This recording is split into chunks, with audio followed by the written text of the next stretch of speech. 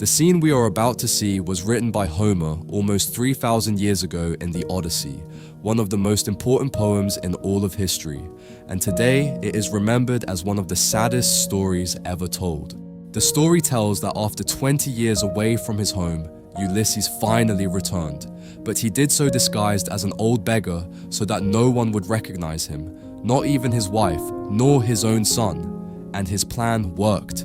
No one in the entire kingdom knew who he was, except one, his dog Argos, the same puppy Ulysses had adopted and raised 20 long years earlier before leaving for the war. When the two were reunited, Argos was already a very old dog. He was thin, sick, and without the strength to stand up, but his eyes did not lie. He had recognized his owner immediately and looked at him with the same devotion as always. Ulysses gazed at him for a moment with a broken heart, but he could not bend down to pet him nor call him by his name. Any gesture of affection toward Argos would reveal his identity, and that could cost him his life and the future of his land. This work is called Ulysses and Argos, and it was painted by the British artist Briton Rivière in 1885. But to understand what is truly happening in this scene, we need to go back to the beginning of this story. Ulysses was the king of Ithaca. The story tells that he had a dog named Argos, whom he raised from a puppy and trained as a hunting dog. Argos was young, fast, and strong, but before he could go hunting with his master, Ulysses had to leave for the Trojan War.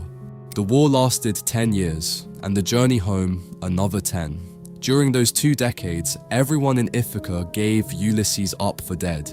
His palace was invaded by suitors seeking to marry his wife Penelope. His servants stopped waiting for him, and Argos was completely abandoned. When Homer describes him 20 years later, Argos lies on a pile of manure in front of the palace, old, weak, infested with parasites, and without the strength to even stand up. Until one day, a beggar approaches the palace. That beggar is Ulysses. The master he had waited so many years for has finally returned, but disguised as a beggar, since he needs to hide his identity to reclaim his throne from the suitors who invaded his home. No one can know who he is. Not his servants, not his enemies, and not even his own wife. No one recognizes him, except Argos. The instant the old dog sees the beggar approaching, he recognizes him immediately. After 20 years, and despite the disguise, the old age, and all the time that has passed, Argos tries to get up to go to his master, but he does not have the strength. Now that we know the story, let us return to the painting. Of all the possible moments in this scene, Briton Rivière chose the most devastating one. He painted the exact instant in which the master and the dog look at each other, recognize each other, and can do nothing about it. In the painting, Ulysses stands wrapped in the rags of his disguise. His face is turned toward the dog, but his body remains oriented forward, surely toward the palace to continue his mission.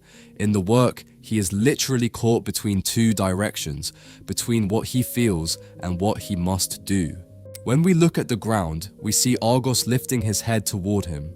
Rivière paints him as an old dog, exactly as he is described in Homer's Odyssey.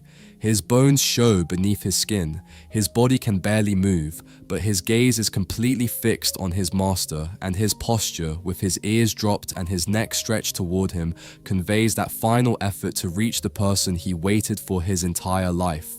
Briton Rivière was probably the only artist of his time capable of painting this scene in this way.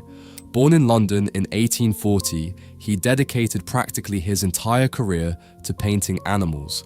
As we have seen in other paintings analyzed on this channel, animals were the emotional protagonists of his works. His method was obsessive. He himself explained that the only way to paint animals was to gradually accumulate a large number of studies and a deep knowledge of the animal itself.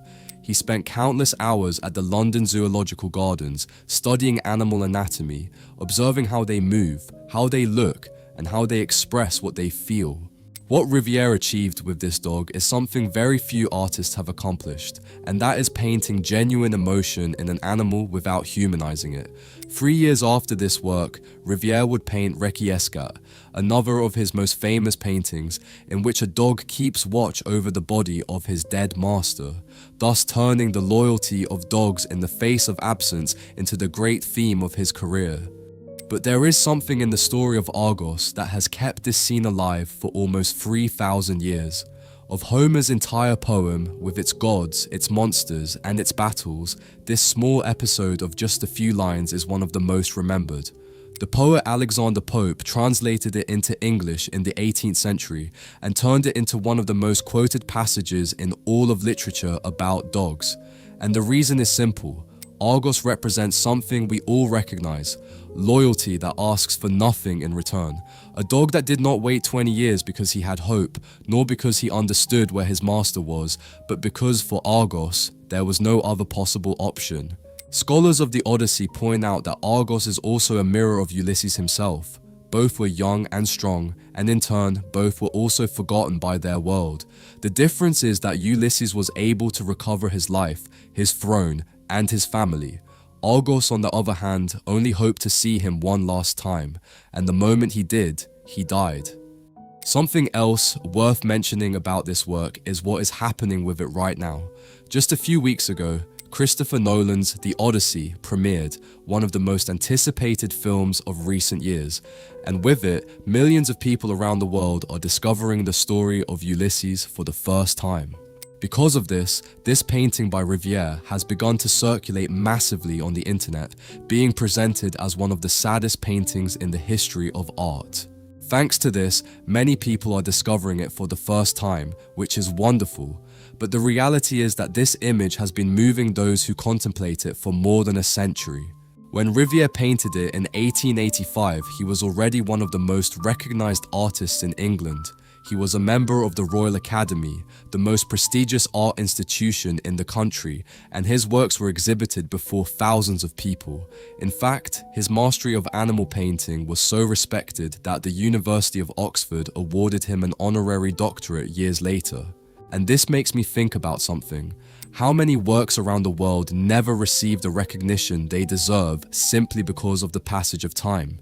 The fact that a painting inspired by one of the most important poems in history was almost completely forgotten tells us a lot about the fate of so many other wonderful works.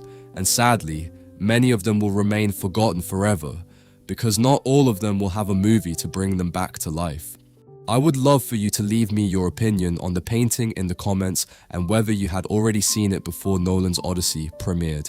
I will be reading your answers in the comments. As always, if you would like to have this work in your collection, it is now available in our catalogue. In the link in the description, you can see more than 1,000 works of art along with their history and purchase the ones you like the most to begin your own art collection. Shipping is free worldwide, and by purchasing from the store, you will be supporting me enormously in continuing to create videos like this every week. Thank you for your support, and I will see you in the next video.